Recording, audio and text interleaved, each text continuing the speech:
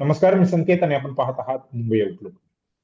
राज्यात जे खरात नावाचं प्रकरण गाजतंय, कॅप्टन खरात जो स्वतःला म्हणतोय, ते प्रकरण ज्यांनी उघडकीस आणलं, ह्या प्रकरणाला ज्यांनी प्रथमच वाचा फोडली, ते खेमनार साहेब आपल्या सोबत आहेत. खबरदार पुढारी या वृत्तपत्राचे ते संपादक आहेत. आज आपल्या सोबत खेमनार साहेब आहेत. सर, मुंबई आउटलुक मध्ये तुमचं स्वागत आहे. कालपर्यंत फक्त आरोप होत होते, त्याच्यानंतर बरेच जे आहे प्रकरण हे पुढे गेलेलं आहे. एसआयटी स्थापन झाली राज्य सरकारकडून, खरातची चौकशी सुरू आहे. दुसऱ्या बाजूला ज्यांच्यावरती मोठ्या प्रमाणामध्ये आरोप केले गेले, रुपाली चाकणकर, या रुपाली चाकणकरांचे दोन्ही राजीनामे आलेले आहेत. एक म्हणजे त्यांचा राज्य महिला आयोगच्या अध्यक्षपदाचा राजीनामा आलेला आहे.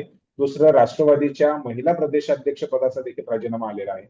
हे दोन्ही राजीनामे आल्यानंतर सर्वात प्रथम तर मला तुमच्याकडून ही प्रतिक्रिया पाहिजे की जी काय कारवाई आतापर्यंत होते, मग ती एसआयटी स्थापन करून जी काय चौकशी चालू आहे, चाकणकरांचे राजीनामे आलेले आहेत, ह्या सगळ्या ही प्रक्रिया बघून तुम्ही समाधानी आहात का?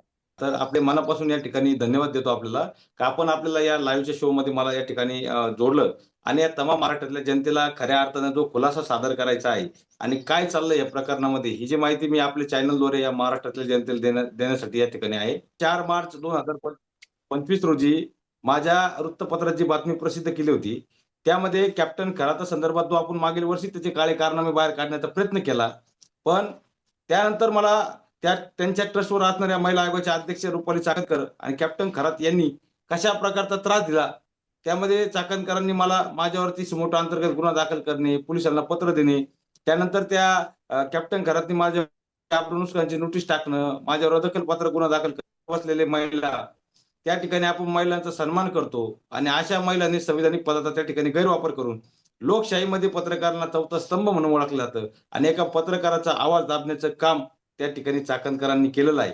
आणि यामुळे एक पत्रकार काय करू शकतो याचं जिवंत उदाहरण अख्खा महाराष्ट्र नव्हे तर देशाने बघितलं. चाकणकरांचा त्या ठिकाणी महिला आयोगाचा राजीनामा झाला, त्यांच्या राष्ट्रवादी काँग्रेस पक्षाचा प्रदेशाध्यक्ष पदाचा राजीनामा झाला. त्यानंतर माझी एसआयटी चौकशी झाली, मला एसआयटीला बोलवलं, मी एसआयटीला सर्व पुरावे सादर केले आणि त्यामध्ये एसआयटीच्या टीमकडे चाकणकरांना या गुन्ह्यामध्ये सहआरोपी करून अटक करा अशी मागणी मी त्या ठिकाणी केलेली आहे. कारण मला जो त्रास दिलेला आहे सबळ पुरावे सगळे एसआयटी समोर सादर केले आहे आणि चाकणकरांना आता अटक होण्याची भीती आहे, म्हणून चाकणकर त्या ठिकाणी एसआयटीच्या समोर जायला घाबरत आहे. नाही, पण ह्या सगळ्या प्रक्रियेमध्ये समाधानी आहात का, की ही प्रक्रिया व्यवस्थितपणे तुम्हाला जशी नाही नाही, हवी होती तशी पार यामध्ये पडते का? समाधानी नाहीये. मी समाधानी चाकणकरांना यामध्ये आरोपी करून अटक केल्याच्या नंतर आणि कॅप्टन खरातला फाशी झाली पाहिजे ही माझी मागणी आहे. कॅप्टन खरातांना फाशी झाली पाहिजे आणि चाकणकरांना या गुन्ह्यामध्ये आरोपी करून अटक केली पाहिजे, त्यानंतर मी समाधानी होईल. नाही, तुम्ही जी मागणी करत आहात, ही भूमिका तुमची तुम्हाला त्रास दिला म्हणून आहे, की ह्या महिलांचं जे काही शोषण झालंय त्याला बघून तुम्ही ही सगळे मागणी करत आहात? नाही नाही, या बघा, मला त्रास दिला म्हणून नाही, मुळातच मी माझ्या ज्या पीडित महिला आहेत त्या महिलांचा आवाज उठवण्याचं काम केलेलं आहे आणि त्यामुळं जो मला त्रास झालेला आहे, म्हणजे माझ्या माता भगिनींना राज्यातल्या मी त्या ठिकाणी त्या बोंधू कॅप्टन घराच्या जाळ्यातून वाचवण्यासाठी जे काम करत होतो, त्यामध्ये मला जो त्रास झाला आणि येणाऱ्या काळात देखील ज्या महिला जर कदाचित 1 वर्षापूर्वी प्रकरण उघड झालं असतं तर 1 वर्षात अनेक माझ्या माता भगिनी वाचल्या असत्या. म्हणजे बरोबर. या खरं तर मी काम माता भगिनी वाचवण्यासाठी करतो आणि आजही मी पुढं हे जे मागणी करतोय ना, मला वैयक्तिक त्रास दिला म्हणून नाही, मी त्यासाठी सक्षम आहे. ज्या माता भगिनी कॅप्टन खरातनी घाणेरडा प्रकार त्याला पाठिंब्याचं काम आयोगाचं जे पद वापरते यांना शासन झाले पाहिजे आणि त्या पीडित ज्या महिला आहेत ज्यांनी फिर्याद दाखल केली त्यांना न्याय मिळाला पाहिजे, त्याच्यासाठी माझा लढा आहे. बर. कोणकोणते पुरावे तुम्ही एसआयटी कडे सादर केले? म्हणजे अगदी सगळे तुम्ही सांगू शकणार नाहीयेत, बरोबर आहे, परंतु कोणते असे महत्वाचे पुरावे आहेत, महत्वाच्या अशा गोष्टी आहेत ज्या तुम्ही एसआयटी कडे सादर केलेल्या आहेत, जे आतापर्यंत समोर आले त्याच्या व्यतिरिक्त? त्यामध्ये जे पुरावे होते माझ्याकडे, चाकणकर म्हणतात मी कॉल केले, स्क्रीनशॉट वगैरे ते दिले. त्यानंतर माझं वृत्तपत्र बंद करायचं, खरातांनी मला नोटीस पाठवायची, त्यांनी जे मला नोटीसचे 2 पत्र दिले आणि जी मी बातमी छापली होती त्या बातमीचे कारण एकंदरीत असे पुरावे मी दिले, कागदपत्र दिले. मग जे भक्कम मला कॉल, आयोगाच्या अध्यक्षांनी केलेला कॉल, यासाठी मी आयोगाला त्या यासाठी समजले.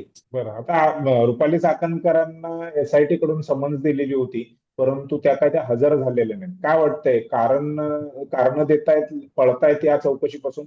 या बघा, चाकणकरांच्या आसऱ्याकडून आजही मला त्रास द्यायचं काम सुरू आहे. माझे कुठल्या तरी एका महिलेसोबत त्यांनी या फोटो ते फोटो तो गुन्हा माझ्यावर दाखल झाला 2018. ती केस पण निर्णय झाली, त्या महिलेने पण जबाब दिला. पण तरी देखील चाकणकरांचे मला त्रास द्यायचं काम बंद नाही. त्यांनी आतमध्ये घातली, मी ओबीसी आहे आणि ओबीसीचे लोक, त्या ओबीसीचे 2 ग्रुप आहेत, त्याच्यात हा माणूस असा आहे तसा आहे. माझ्यावरती आरोप करण्यापेक्षा चाकणकरांनी जे खोटं काम केलेलं आहे, ज्या महिलांना त्या ठिकाणी राज्यातलं सेक्स रॅकेट त्यांनी चालवलं आणि चाकणकरांनी ते पब्लिसिटी करून ते घरात कसा बाबा आहे, कसा देव, हे जे रॅकेट चाललं हे सगळ्या जगाने बघितलं आता. आणि मग मला जर त्रास द्यायचं काम केलं त्या लोकांना, मी तर कायदेशीर कारवाई करणार. पण चाकणकरांचे आजही म्हणजे पत्रकारांना त्रास द्यायची जी कारनामे ते सुरू आहे.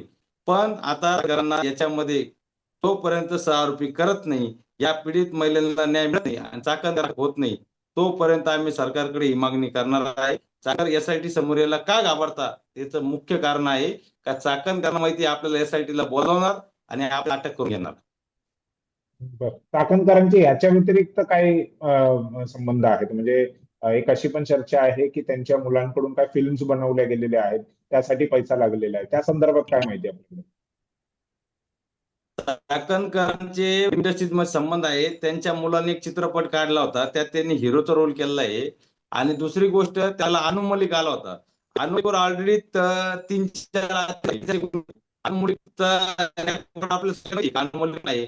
त्या फिल्मच्या उद्घाटनाला त्या दिवशी ते उद्घाटन झालं, त्याला चाकणकर आणि अनु मलिक शेजारी होते. म्हणजे अनु मलिक आणि अनु मलिक देखील कॅप्टन खरातकडे येऊन गेलाय काय, किंवा अनु मलिकला सुद्धा चाकणकर गावाकडे आणलं होतं काय, याची देखील चौकशी झाली पाहिजे आमची मागणी.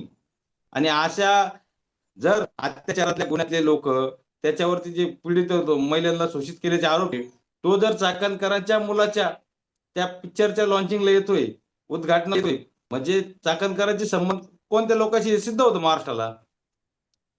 मग ज्या ज्या लोकांचे चाकणकरांबरोबर काही संपर्क आला, संबंध आला, त्या सगळ्याच लोकांची चौकशी व्हावी असं आपलं म्हणणं आहे? चाकणकरांनी किंवा घरातांची एसआयटीनं चौकशी करायला पाहिजे. त्याच्यामध्ये एसआयटी तर करते, एसआयटी टीम अतिशय खूप चांगलं काम करते. मी स्वतः बघितलं. एसआयटीच्या ज्या सातपुते मॅडम आणि त्यांच्या पूर्ण टीमचा आपण महाराष्ट्राने धन्यवाद दिलं पाहिजे. आणि या आपल्या लाईव्हच्या माध्यमातून मी महाराष्ट्राचे गृह राज्यमंत्री देवेंद्र फडणवीस साहेब असतील, आमच्या जिल्ह्याचे जिल्हा पोलीस अधीक्षक सोमनाथ गार्गे साहेब असतील, यांनी देखील त्याच्यामध्ये खूप चांगलं काम केलेलं आहे. ज्या ज्या त्यांच्याकडे आम्ही पुरावे दिले, त्यांनी तात्काळ ऍक्शन घेऊन मुख्यमंत्र्यांनी त्यामध्ये गोपनीयता ठेवून ते काम केलं. आणि मी जेव्हा एसआयटी समोर गेलो, एसआयटीच्या टीमचं काम अतिशय चांगलं काम आणि प्रॉपर काम सुरू आहे. मी स्वतः बघितलं. त्यामध्ये सातपुते मॅडमची टीम आणि एसआयटीची सर्व टीम अतिशय मेहनत घेऊन, ज्या दिवशी एसआयटीचा रिपोर्ट येईन बघा, त्या दिवशी कॅप्टन खराला 100% फाशी असा रिपोर्ट एसआयटी कडून सादर होईल. आणि आता माझी एक मूळ मागणी आहे, कॅप्टन खरातांचे आहे, कॅप्टन खरातांनी ज्या ज्या लोकांना आतापर्यंत चाकणकरांनी मध्यस्थी करून प्रॉपर्टीज म्हणा, हे म्हणा, या सगळ्या गोष्टीची चौकशी झाली पाहिजे. बरं, तुमचं मध्ये मध्ये बरंच नेटवर्कचा प्रॉब्लेम असल्यामुळे काही आवाज येत नाहीये. हा. हरकत नाही. आता इथून पुढे काय, म्हणजे तुमची स्वतःची चौकशी झाली एसआयटी कडून, तुम्ही सगळे पुरावे दिलेले आहेत, चाकणकरचे काय संबंध आहेत, कसे संबंध आहेत, हे सगळं तुम्ही दिलेलं आहे. आता पुढे आणखीन काय अपेक्षा आहे एसआयटी कडून आणि या सगळ्या आता केसच्या मी संदर्भामध्ये? मी 2 दिवसांनी पुन्हा, आता 2-3 दिवसांनी एसआयटीच्या टीम समोर जाणार आहे.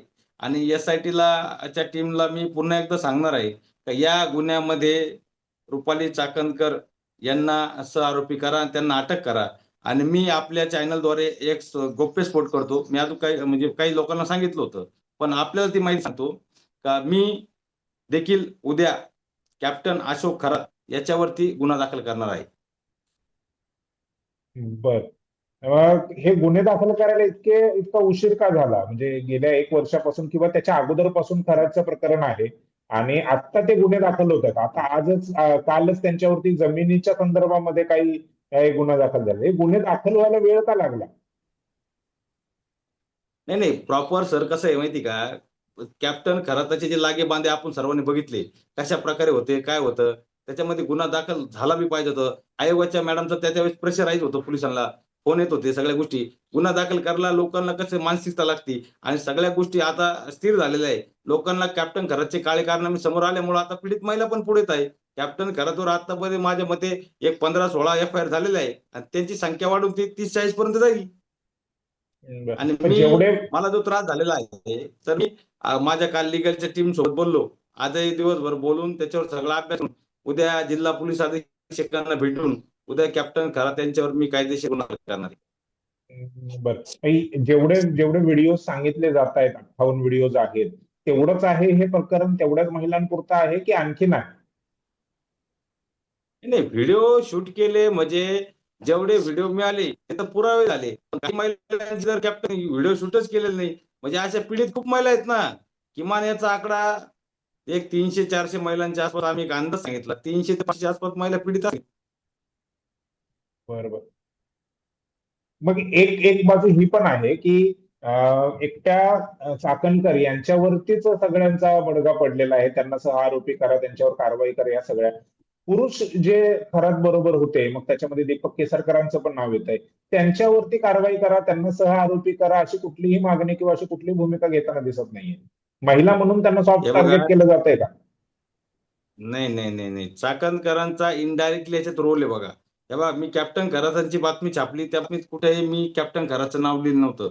तरी कॅप्टन खरातने माझ्यावर गुन्हा दाखल करणं, आयोगाच्या संविधानिक पदावर बसलेल्या चाकणकरांनी मला फोन करणं, मला नोटीस टाकणं, माझ्यावर गुन्हा दाखल करून माझं वृत्तपत्र बंद करणं, ही इनडायरेक्ट इन्व्हॉल्वमेंट खरातांची आहे ना त्यांची. बाकीच्या नेत्यांनी कुठं मला प्रेशराईज केलं नाही किंवा मला फोन केले नाही नाही किंवा नाही, मग माझ्यावर वरचेवर दबाव जसं टाकला जे नाही ना. जे नाव येतंय दीपक केसरकरांचं, त्यांचं पण नाव घेतलं जातंय, ते देखील खरातांसोबत अनेक वेगवेगळ्या ठिकाणी असण्याचे फोटो आलेले आहेत.